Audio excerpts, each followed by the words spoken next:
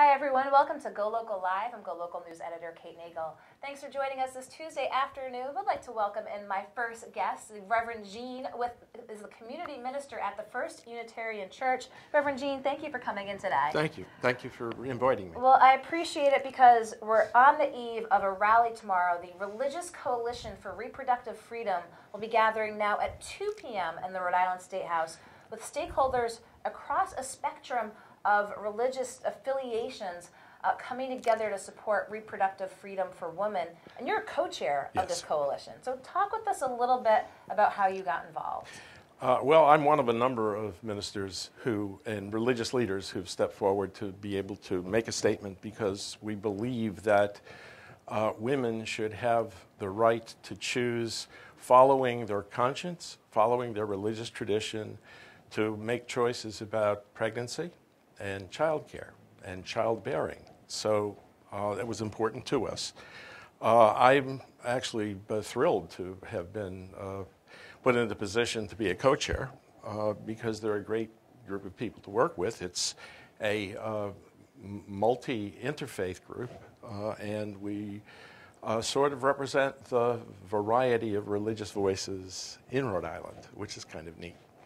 And clearly a big debate taking place at the State House this year as well. On one side, you have folks who are looking to codify Roe v. Wade and make sure that protections are in place.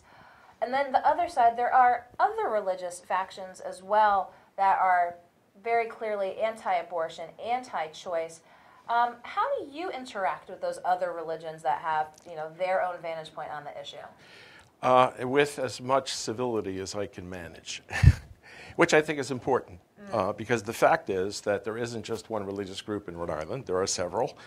And by virtue of the fact there are several, we don't agree on everything. So we are going to see things a little differently. And a lot of these issues like this, like abortion, is a very, very sensitive issue. And so, yeah, there are passions are high on both sides. But I think it's important that we have a dialogue with an understanding that it is tolerance and civility that we need. And tomorrow, a number, again, of leaders in the religious community and others will be taking part in this event at the State House at 2 p.m. How do you envision this event taking place? Well, we have several several people from the religious community who are going to make a statement, and from their perspective. Our hope is that the legislators will be listening, and that whoever else may be around will be able to listen and to hear. I don't want to say our side of the story, but our position on this. And so let's go back again to that issue of civility and tolerance. Obviously, passions are heated right now on this issue and others. I mean, what do you tell people both at the First Unitarian Church and other denominations, again, when these really heated issues come up? And they do. When people are angry, if they talk it through at home, talk it through in the church, talk it through with your pastor, and so that when we end up in a public forum where we're talking with people who we disagree with, that we're better able to handle it and deal with it. I think this is Rhode Island. We were founded on the idea of tolerance, and that's a challenge. And tolerance can't be legislated. It has to be here. We have to decide to be civil. We have to decide to be tolerant. And it's difficult when someone takes a position that you find very different and shocking, but that's the challenge. Well, I appreciate your coming on behalf of the Religious Coalition for Reproductive Freedom. Is there anything else, Reverend, you'd like to share with viewers about the issue and about the event tomorrow before it takes place? Well, I would certainly invite everybody to come. And I think that we are religious leaders who are wanting to make what we believe to be a vital point, and that is that we respect the moral agency of women, that it is important that women who are making a decision have an opportunity to talk this through with their religious leaders, to see the pastor, to be able to make their own decision and follow their own conscience, because conscience is our connection with God, and no one should be interfering in that space. And so that's what we're really in favor of. Well, I appreciate your taking the time to come down here, and I know a busy day for you, again, ahead of the event at the State House tomorrow at 2 p.m. We'll provide links to that as well. But Reverend Gene with the First Unitarian Church, I really appreciate you taking the time to come in. Thank you. My pleasure. And we're going to be right back with another political issue here in the state on GoLocal Live, so don't go anywhere. We'll be right back.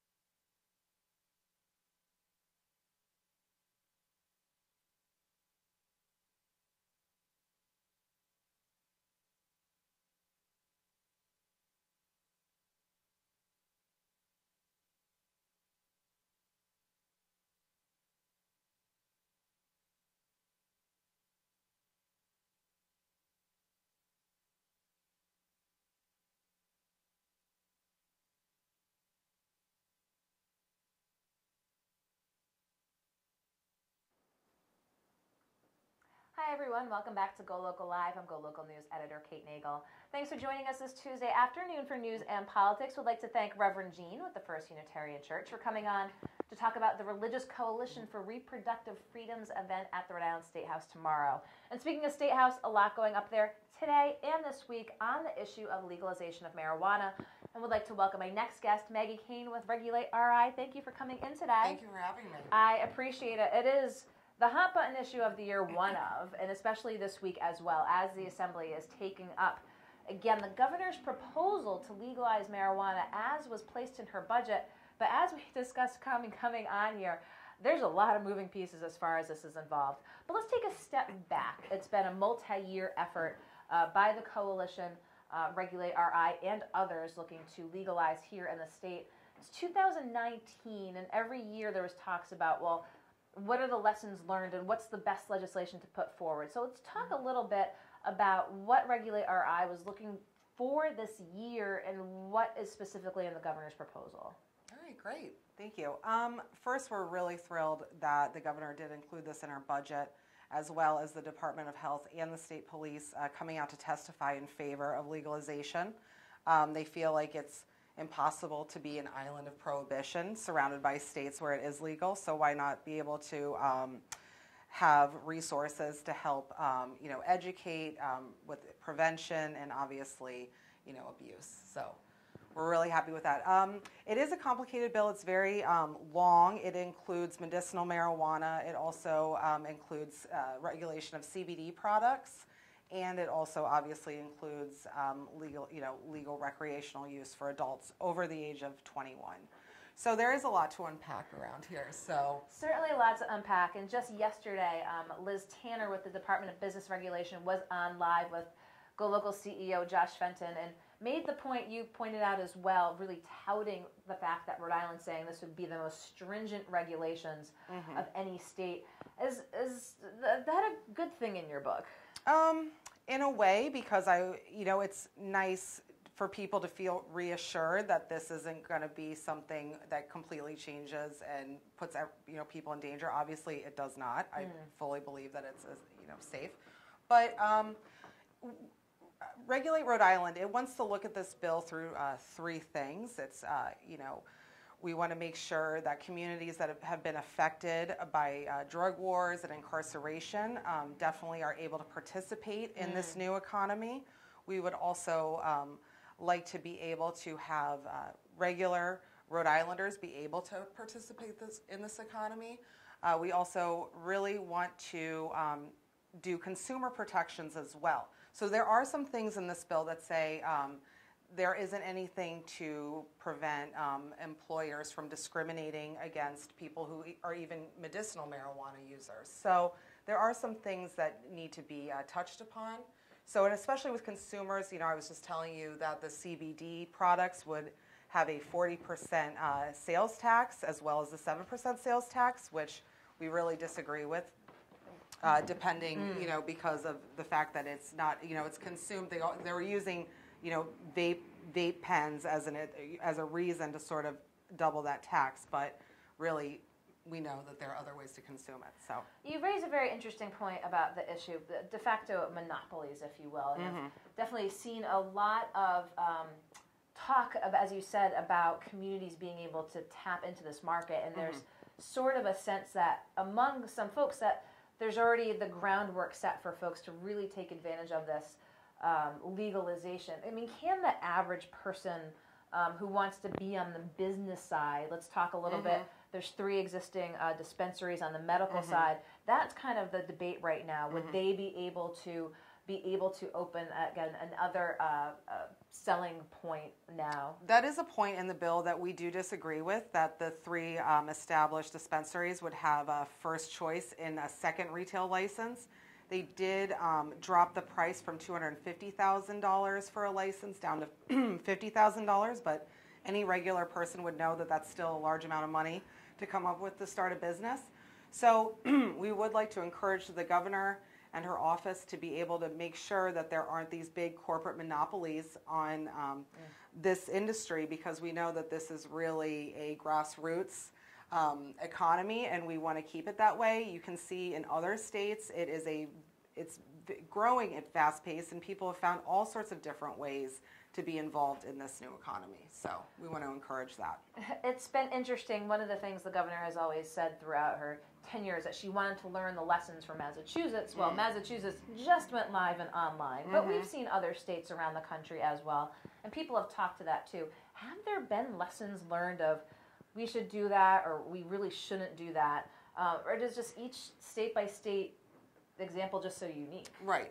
Well, I mean, I think that absolutely states are unique in their own ways, obviously in their experiences with legalization. But, I mean, the studies have been coming out. There is not an increase in teenage use in the states that have legal marijuana. So that is one lesson that we could learn, right, that's come out of this.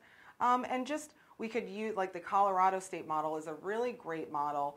They have made quite a bit of money for their, from their economy, and they've been able to fund their school systems that way in a better way. And I think it's also increased, let's say, their tourism business. So, yes, I do think that there are ways that we can learn. And I would say that of all the states that have legal marijuana, that Washington is the only state where there is no home grow, and that is one of the things that's proposed in the governor's plan is that there would be no home grow in Rhode Island, and that does we don't agree with that, because we do believe that people should be able to cultivate in their own home, obviously with smaller quantities. So let's talk a little bit about that from when you especially have heard from on the medical side.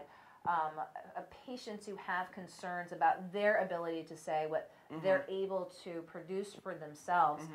Because concurrently with proposing legalized marijuana for recreation use, there are changes to the medical marijuana program, correct? Absolutely. The proposed changes would make the patients or the caregivers or the cultivators come up with reasons why they would need to have a plant that's, say, with a higher level of THC than 50% in a plant, where many patients who testified said, and this is a very personal experience for many of them, is that they've found the plant and the strain and the amount of THC or CBD in that plant that really works for them and their ailments, right? So we really want to protect the patients to make sure that they are able to control their own medicine that makes them be able to function and feel better, because that really is the point of this plant, right? It's so.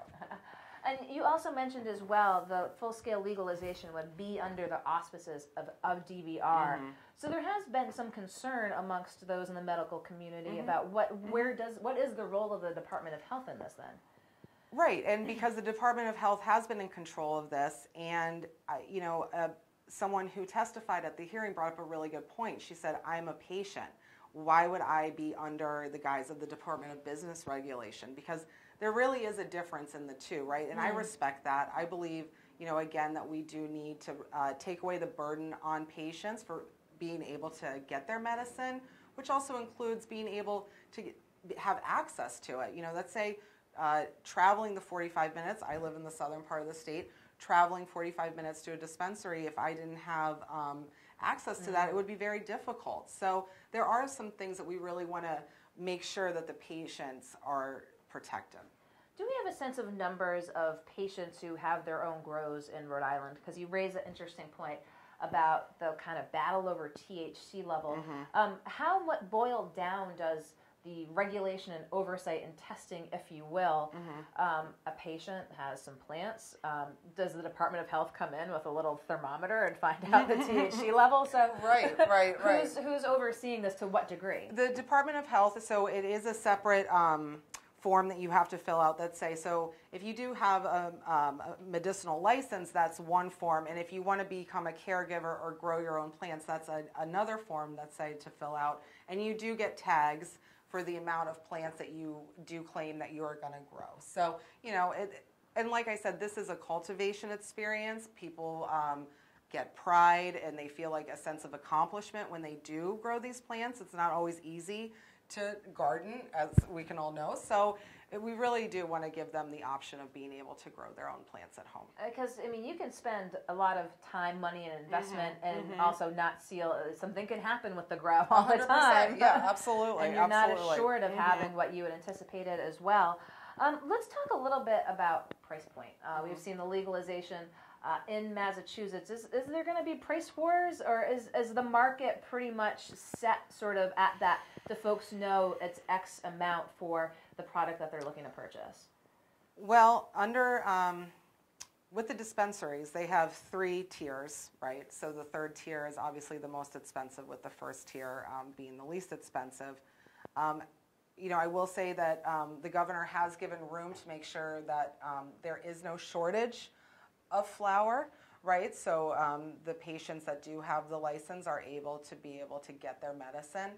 But the price point is, again, if you take away that home grow or the caregivers, which really a lot of the times they do that as an act of caring, right? They don't necessarily are looking for a profit.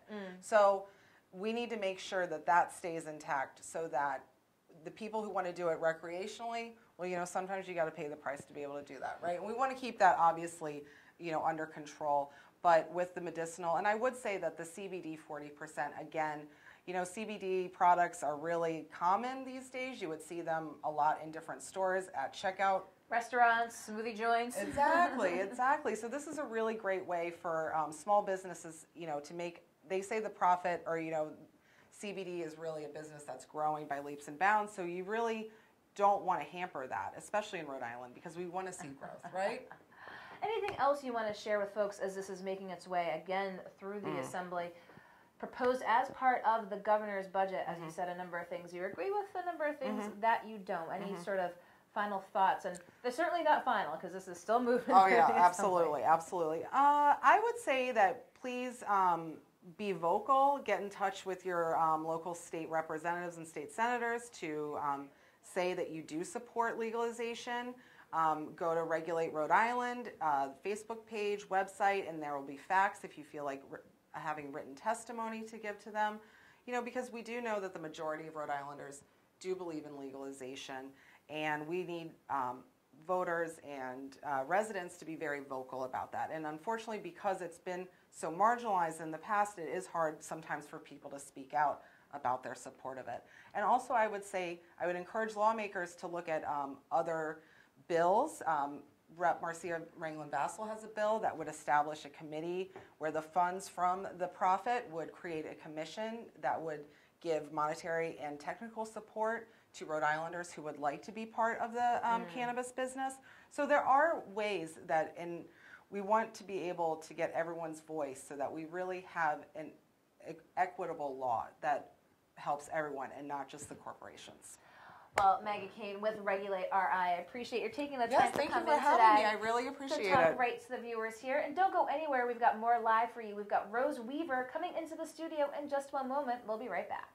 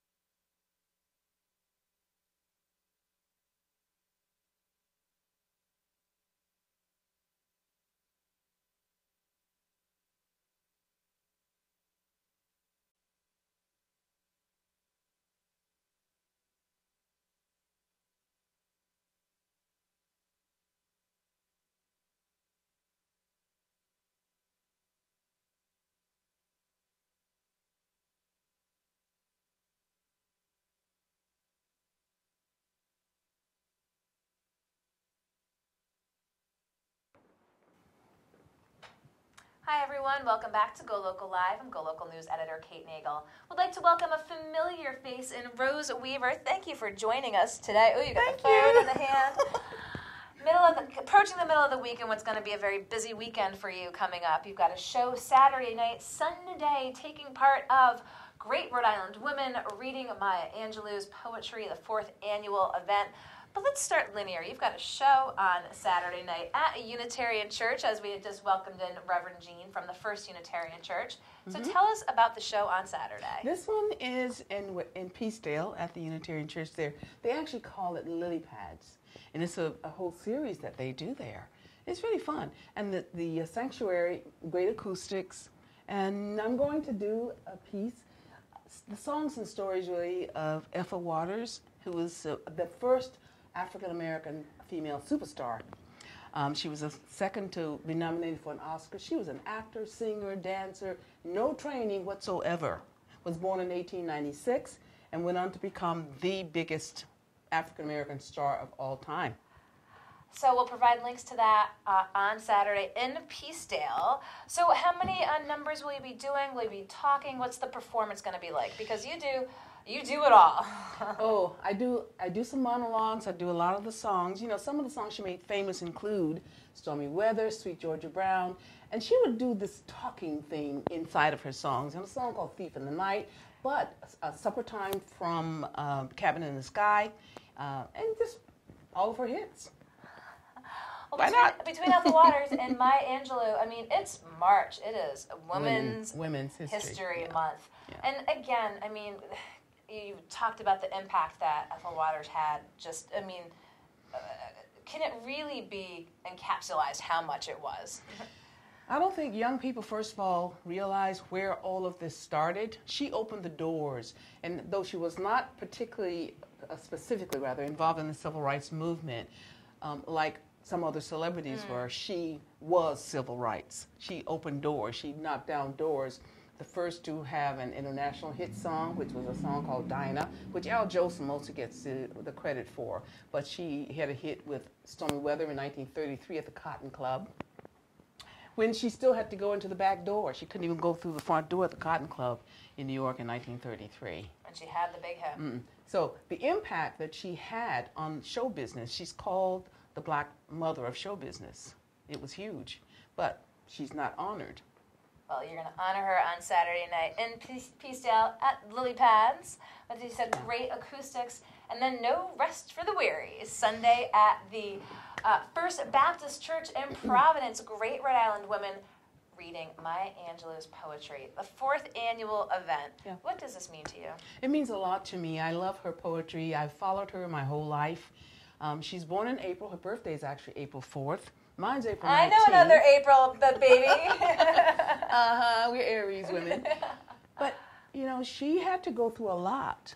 And what she left us is a treasure trove of poetry, stories, books, autobiographies. I think she wrote 4 autobiographies. But she was so prolific. I mean, she's, in essence, just timeless and timely. I mean, to have a fourth annual one, I mean, every year it resonates, does it not? Yes, and people come out. The women want to read. Everybody volunteers, and we want to do it. Yeah. And I think people will enjoy coming and listening. Everybody tries to put in their own dramatic spin on it, and that makes it fun. And we wear scarves, or this time the theme is silk scarves. So wear your silk scarves. Last year it was hats. Oh, I'd seen you talked about the hats. Yeah. So silk scarves on Sunday, the show in Peacedale on Saturday. Any other things that you have on the horizon you want folks to know about? I do. I'm working on developing a little booklet called The Little Black Book of Black Artists in Rhode Island. Yes. Because I'd like to see all of us in one place where people can find us. And there's so many from, intergenerational. And I think the State Council on the Arts and the Humanities is working on doing something around all artists, but I wanted to narrow it in and leave a legacy of something that is important for a lot of people because it can go on and on and on. So I want artists to start sending me their materials. And as it is your birthday month, I know you're putting your own effort to try to get folks to help support this Little Black Book of Black Artists. So we'll provide a link to that as well if you think that is something you want to support and support Rose and artists here in the community in Rhode Island. But we'll provide links for your appearances this weekend, again on Saturday night and Sunday with great Rhode Island women reading Maya Angelou's poetry put on in conjunction with Stages of Freedom. Now, Ray Rickman does come every Friday here to give his big view. Yeah, they're great. Stages of Freedom. Yay. Little shout out. So we'll see Ray on Friday, and we'll see you soon. Rose Weaver. Thank you.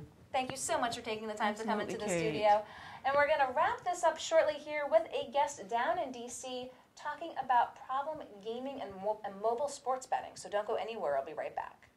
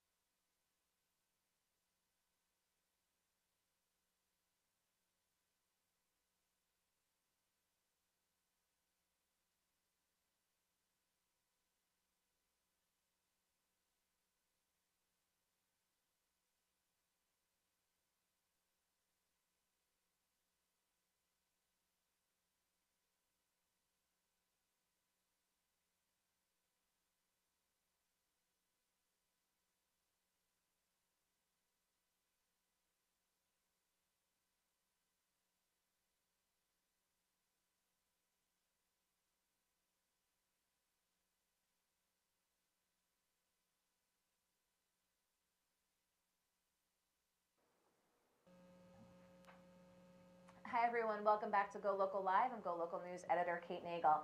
Thanks for joining us this Tuesday afternoon with the latest in news and politics. We're going to go national now with Keith White with the National Council on Problem Gambling. Keith, thank you for joining us today. No, it's my pleasure. Thank you. Well, I really appreciate your taking the time on the heels of Governor Gina Raimondo signing into law mobile sports betting here in Rhode Island, on the heels of approving sports betting last fall and being implemented here as well. Wanted to touch base with you for a national perspective. Obviously, sports betting new to the legalization front, and then very quickly following are states looking at mobile sports betting, and presents a whole host of issues in terms of what access looks like for the average gambler who's not going to a facility but now has the opportunity to have in the palm of their hands a pretty powerful tool. So let's take it back. When you saw this on the horizon, how did the council approach this? Well, back in February 2018, the council's board of directors passed a resolution calling on all stakeholders, government, the gambling industry, the leagues, and the media, to adhere to a set of 5 principles when they start to explore the legalization of sports betting. Because we saw this was coming. We knew there was an enormous illegal gambling market now, that there was an incredible appetite for state revenue without raising taxes. And there was a lot of consumer demand, and you combine those things together, and it looked like this was a surge that was going to be coming. And those 5 principles, most importantly, included dedicating some money from some of this new revenue from sports betting to help prevent and treat gambling addiction, to help balance the costs and benefits. Let's talk a little bit about those resources for individuals who might know they have an issue or might not know they have an issue until a financial result basically makes them alert to what the issue is at hand. A lot of times at casinos, commercials, things as well, you see the basic boilerplate. If you have a problem, call X. If you're arrested and kicked out of a casino, you're presented with options for helping with problem gaming. But are there other ways to get to the average individual gambler who might not be at that level yet, but sort of prevention, intervention for responsible gaming? Absolutely, because just as mobile technology can increase the risk factors for gambling addiction, it can also increase the protective factors. So we're calling on, again, the industry and regulators to try and adapt and adopt responsible gambling regulations to use that technology to help minimize the costs. Because most people have that one-to-one relationship with their phone, it would be enormously powerful if you were receiving individualized, even personalized responsible gaming messages saying, hey, Kate, maybe you've spent, $1,000 in the past month. Would you like to set a limit? Would you like to see this PSA? Did you know that your spending is more than 95% of people in your your group? I mean, there's almost no limit to the amount of behavioral interventions we could provide, or that operators could provide, or regulators could require. It's just really, what really matters is intent. The technology is there. We use it to deliver personalized gambling. Now we want to help use it to deliver personalized, responsible gaming as well. And you talk about that interaction of getting that type of announcement, that type of reminder. But that needs to be an opt-in function for the individual at the outset to say, yes, I would like to receive these. It's almost like the do not call list. Or could states be required to do this? Well, I think there's a good mix, and that's one of the things that we're interested in exploring. Unfortunately, as you said earlier, this has been sort of a gold rush. This has been the largest and fastest expansion of gambling in our nation's history, and Rhode Island's a perfect example. Sports betting's the ink is barely even dry before we're now already rushing to mobile. So there's not been a whole lot of time for reflection, for pause. There's not in the law that we saw. There's not a whole lot in there requiring requirements. But to the point of your question, we firmly believe that as a private nonprofit, we firmly believe we can partner with industry to develop very cost-efficient, effective solutions. Using this really advanced technology, partnering with them because they've got really bright minds. It's just asking them to send a slightly different message every so often. And I think, again, the seeds of that partnership are there.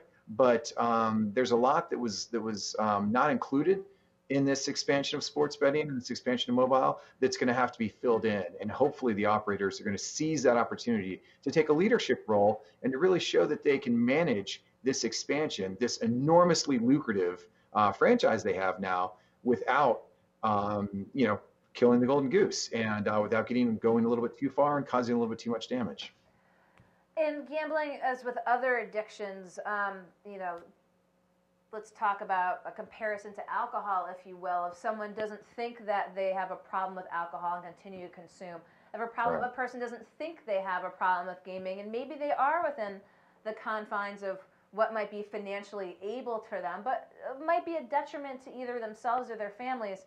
Again, in addition to, as you said, that one-on-one conversation that could potentially take place over a phone, how else do states engage in these conversations with gamblers?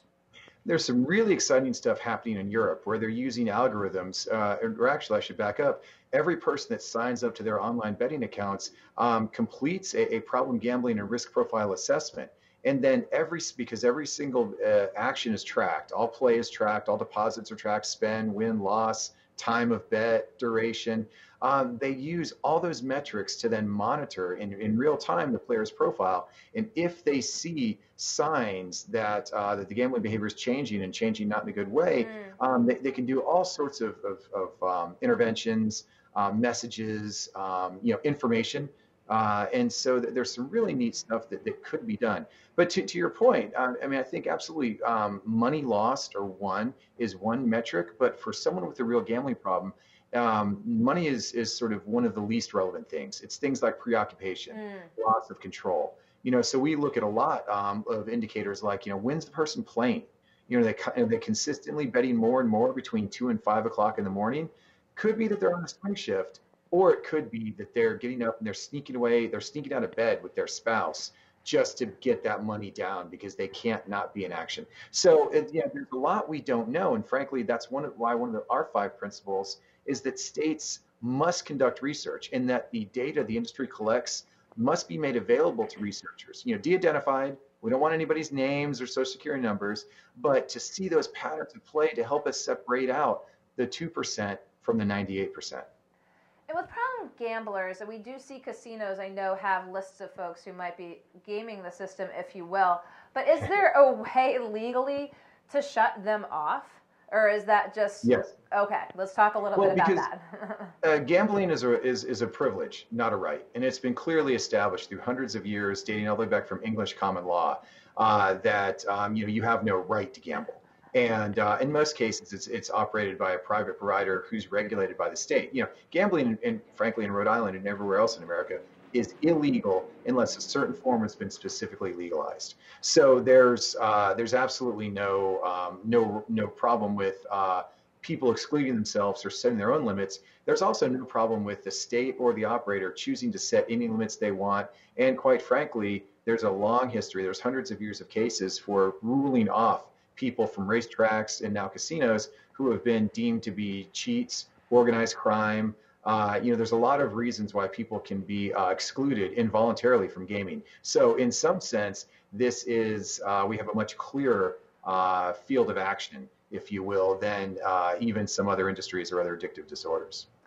So with the governor signing into law, again, mobile sports betting here in Rhode Island, what will you be keeping an eye on both here and with other examples around the country as we see this roll out? Well, we're really going to be watching the uptake of gamblers to this new mode of gambling. We're going to be looking at the shift of people from the illegal gambling markets. You know, those who are already betting sports now, often with offshore folks or with their local bookie. We're going to see how many of those shift into the legal market. And one of the things we'll be watching very closely is they may come with higher risk. They've been generations and decades. They've been gambling on credit. They've been gambling without limits. You know, they've been doing lots of bet types that may not still be legal in the United States. So it'll be really interesting to see how that market shifts and if this new legal regulated market is going to be catering to people that are at higher risk. We just did a national survey of 28,000 sports bettors across the United States, including a couple hundred in Rhode Island. And they showed people who bet on sports currently showed double the rate of problematic behaviors as even other bettors. These were people who said that they often felt irritable or restless when they were trying to stop gambling, that they often exceeded the limits they set for themselves. So about 6% right now, current sports bettors in Rhode Island are showing, definite signs of risky behavior, and that's going to be a really important group to watch. And that's why we call on Rhode Island not just to fund the research on this new type of gambling, but to make sure that the data the industry collects is publicly reviewable and available. And can people finally, Keith, self-regulate if they know that they've gotten into some trouble, might be going into those hours in the morning? Is it in the realm of addiction studies possible for someone to be a responsible mobile sports gamer after knowing that there might be warning signs or issues? Well, I think in some ways we have to start from the premise that we can never eliminate addiction.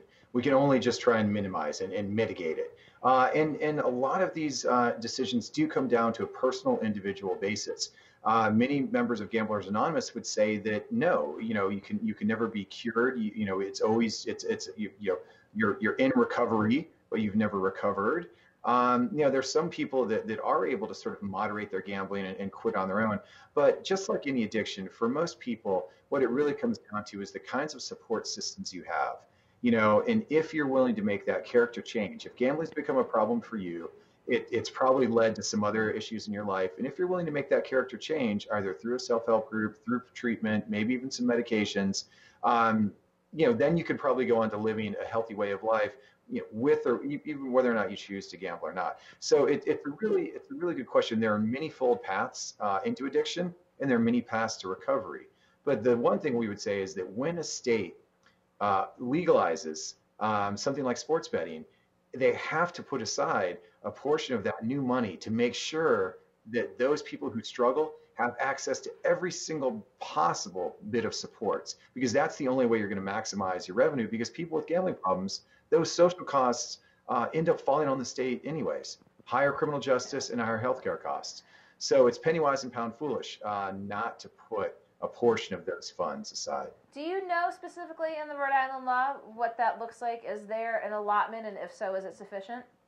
It's our understanding that they're relying on their existing system, which is there are quite a lot of services right now in Rhode Island. However, I would want to talk to every problem gambler in Rhode Island and say, are you getting all the supports you need? Because certainly the state's going to take their cut. Certainly the operators are going to be making a lot of money off this. So it seems like problem gamblers should get their services first. And if there are any deficits in Rhode Island, this is a great time to address it, because this is new money. This is new money that's coming in. It's not coming out of anybody's pockets except those people with gambling problems. And so it's only just and fair. It's the most ethical and economical way for a state to legalize and expand sports betting, to put some of that money back. And even if there's not problems now, we know that it takes between 5 and 10 years for most men for them to seek treatment for their addiction. You want to make sure that you've got a good infrastructure in place. If there are problems in the future, you're prepared to address them. Well, Keith White with the National Council on Problem Gambling, I appreciate your taking the time to Skype in up to us here in Rhode Island with, again, mobile sports betting just recently signed into law. So, Keith, hopefully we'll have the opportunity to speak with you soon. It'd be my pleasure. Thank you very much. Okay, we're going to let Keith go, and that just about wraps up another day here on GoLocal Live in downtown Providence. Be sure to check back in tomorrow at 3 o'clock when Laura Afonso is live with food and drink. And of course, go to GoLocal Facebook and GoLocalProv.com throughout the evening and tomorrow. I'm GoLocal News Editor Kate Nagel.